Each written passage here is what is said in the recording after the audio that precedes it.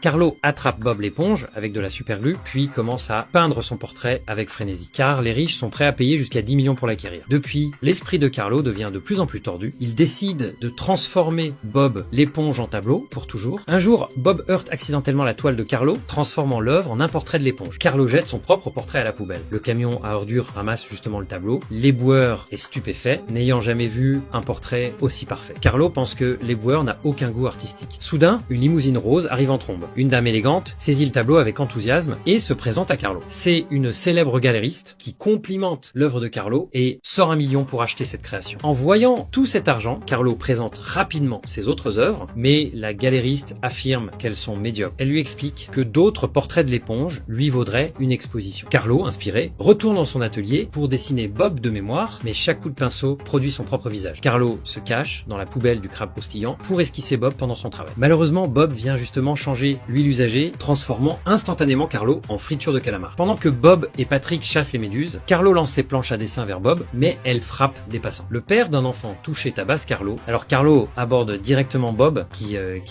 accepte volontiers de poser comme modèle. Mais Bob prend des poses bizarres, poussant Carlo à bout. Il finit par le coller sur une chaise avec de la superglue. Au fil des tableaux créés, Carlo devient de plus en plus riche, son atelier se transforme en musée d'art, avec des murs couverts de portraits de Bob. Carlo, épuisé, est assis devant son chevalet, ses doigts ne répondent plus. Bob continue de gigoter, provoquant Carlo et émettant des rires étranges. Carlo craque complètement, les portraits de Bob semblent prendre vie et rire de façon inquiétante. Carlo, fou furieux, déchire les portraits et tente de fuir la pièce. Les tableaux se transforment en Bob et le poursuivent. Près de la porte, une armure à l'effigie de Bob lui barre la route. Carlo, désespéré, saisit l'arme de l'armure et tranche les portraits en deux. Quand les riches reviennent pour acheter ses œuvres, toute la maison de Carlo s'effondre brutalement. Carlo redevient un peintre fauché, mais retrouve enfin le plaisir de créer.